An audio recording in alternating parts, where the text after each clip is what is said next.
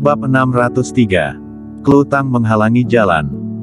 Dibandingkan dengan tingkatan ke-7 dan tingkatan ke-6, kekuatan energi Qi lebih dari sedikit lebih kuat.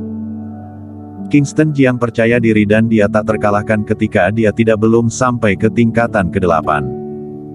Tubuh jatuh dari langit dan berdiri di tanah dengan mantap. Di kejauhan, sekelompok orang datang. Dipimpin oleh Ronnie Ouyang. Dia tertawa keras dan berkata, "Haha, Kakak Jiang, selamat, aku memasuki tingkatan ke-7 di usia muda.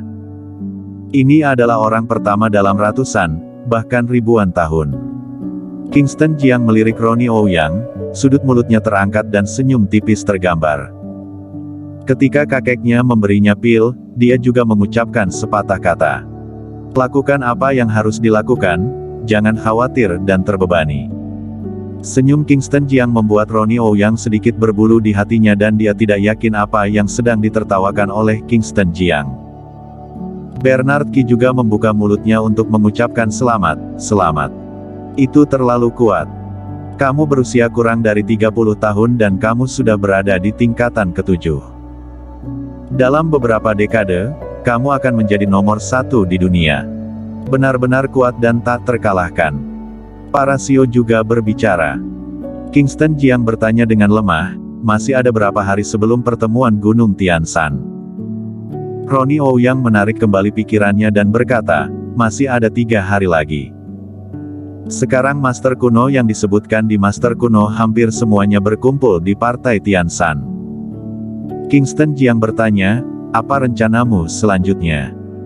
Ronnie Ouyang berkata, selama pelatihanmu, Iblis Gu datang kepadaku dan mengatakan bahwa kepala suku telah tiba di Partai Tianshan. Kami akan bertemu dengan pemimpin besar. Mendengar ini, Kingston Jiang mengerutkan kening dan bertanya, Felix Murong langsung pergi ke Partai Tianshan, dia tidak takut dikepung. Ronnie Ouyang tersenyum dan berkata, ini tidak mungkin.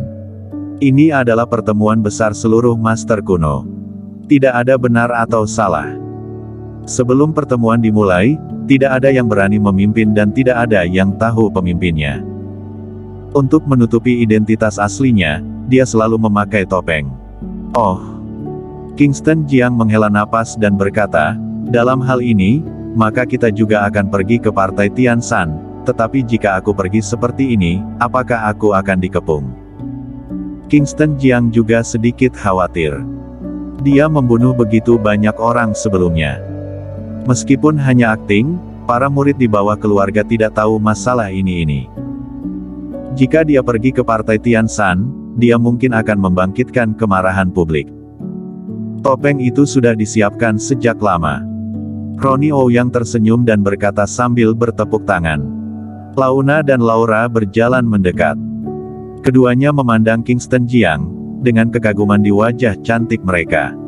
Salah satu dari mereka menyerahkan topeng hitam. Kingston Jiang mengambilnya dan berkata, ayo pergi. Setelah itu, dia berbalik dan berjalan menuju Partai Tianshan. Ronnie Ouyang, Bernard Qi, para Xiao dan banyak anak buah Ronnie Ouyang mengikuti di belakang. Dalam perjalanan ke Partai Tianshan, Ronnie Ouyang berkata, Kakak Jiang, pertemuan Gunung Tianshan ini sangat penting. Ini adalah pertemuan pertama kali Master Kuno negara Xia. Dalam 1 abad terakhir, Master Kuno selalu berada dalam konflik, awalnya para murid di Sekte Gu, lalu ada 4 keluarga kuno.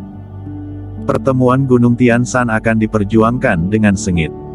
Mengenai hal ini, Kingston Jiang tidak terlalu peduli.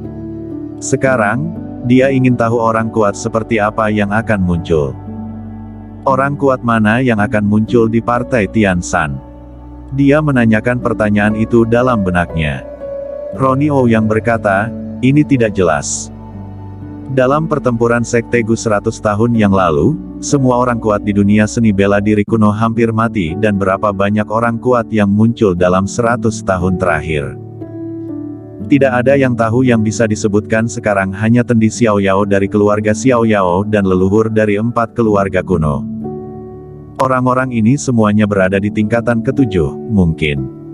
Seperti yang dia katakan, dia berhenti. Mungkin raja pertama negara Xia masih hidup. Masih hidup. Kingston Jiang terkejut.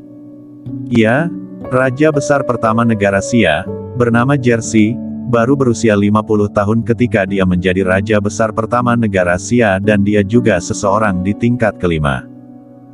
Dalam beberapa dekade terakhir, teknologi telah meledak. Terlalu mudah untuknya jika ingin memperpanjang hidup. Jika tidak ada kecelakaan yang terjadi, dia akan berusia sekitar 150 tahun ini. Pada usia ini, dia sangat mungkin untuk hidup. Jika dia masih hidup, tidak sulit untuk mencapai ke tingkatan ke-7 pada puncak kedudukannya. Mungkin dia juga sudah bisa memasuki tingkatan ke-8. Kingston Jiang dengan ringan mengangguk. Untuk raja dari 100 tahun yang lalu, dia tidak terlalu memerhatikannya. Sekarang dia peduli tentang 4 ahli bela diri langit, bumi, angin dan guntur di sekitar raja 100 tahun yang lalu. Dalam pemahamannya, keempat orang ini sudah berada di tingkatan ke-7 100 tahun yang lalu dan dengan bantuan 4 orang ini, negara Xia mampu mendirikan sebuah negara. Dan Tuan Long di belakang raja adalah murid dari langit. Dalam pemahamannya, Master kuno juga memiliki batas hidup. Tetapi dalam keadaan normal, selama dia memasuki tingkatan ke-7, tidak peduli berapa usianya, selama dia tidak membocorkan energi ki sesuka hati, selama energi ki masih ada dan tidak habis. Selama dia ingin menggunakannya, itu cukup mudah menggunakan metode ini untuk memperpanjang umur. Orang-orang ini kemungkinan besar masih hidup. Jika mereka semua hidup, maka 100 tahun telah berlalu dan mereka pasti telah memasuki tingkatan ke-8. Dalam beberapa tahun terakhir, pernahkah dirimu mendengar kabar tentang 4 ahli bela diri di sekitar Jersey, langit, bumi, angin dan guntur? Ronnie Ouyang menggelengkan kepalanya dan berkata, aku belum pernah mendengarnya. Keempatnya telah membantai banyak murid Sekte Gu. Sekte Gu menghilang setelah pertempuran pertama dan mereka tampaknya terluka parah, mundur dan melakukan penyembuhan tertutup 100 tahun telah berlalu, seharusnya sudah lama mati. Mendengar itu, Kingston Jiang tidak bertanya lagi.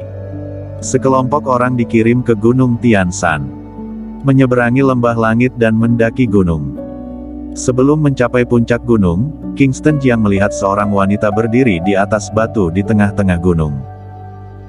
Wanita itu mengenakan gaun putih dengan rambut hitam panjang berkibar, dia berdiri di tengah angin dingin dan salju tebal, terlihat agak kurus. Melihat orang di depan, kelompok Kingston Jiang berhenti. Wanita itu menoleh perlahan. Dia memiliki wajah yang cantik, wajah ini akan tergerak oleh pria manapun ketika dia melihatnya. Dia adalah Klutang. Klutang memandang orang-orang di depannya dengan mata tertuju pada seorang pria yang mengenakan topeng. Dia tahu bahwa ini adalah Kingston Jiang. Dia di sini khusus menunggu Kingston Jiang. Sebelumnya, Kingston Jiang melakukan pembantaian di lembah langit, membantai banyak ketua sekte dan kepala klan dari keluarga petarung kuno. Jika dia tidak melihatnya dengan matanya sendiri, dia tidak akan percaya. Kingston Jiang. Dia mengertakkan gigi dan menatap pria bertopeng hitam, aku tahu itu kamu. Kingston Jiang memandang Klutang dan tidak berbicara. Sudut mata Klutang berkabut. 10 tahun yang lalu, seharusnya aku tidak menyelamatkanmu. Aku menyelamatkanmu dan kamu malah menyakiti orang-orang di dunia. Itu dimulai denganku dan akan berakhir denganku. Siwu. Dia menghunus pedangnya dengan tajam. Pedang besi itu menunjuk ke Kingston Jiang. Serang saja, jika kamu tidak membunuhku hari ini, aku akan membunuhmu.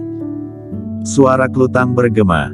Ronnie Ouyang, Bernard Qi, para Xiao dan yang lainnya saling pandang.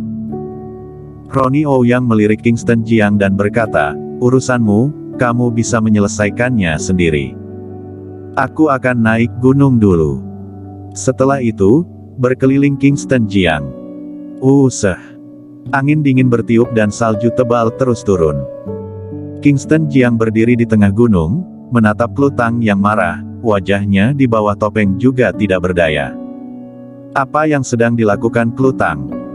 Bukankah ini sengaja membuatnya bermasalah? Dengan kepergian Ronnie Ouyang dan yang lainnya, orang lain berjalan menuruni gunung. Dia adalah Winona Jiang. Winona Jiang berdiri beberapa ratus meter jauhnya, menatap Klutang menghunus pedang di bawah. Bersambung.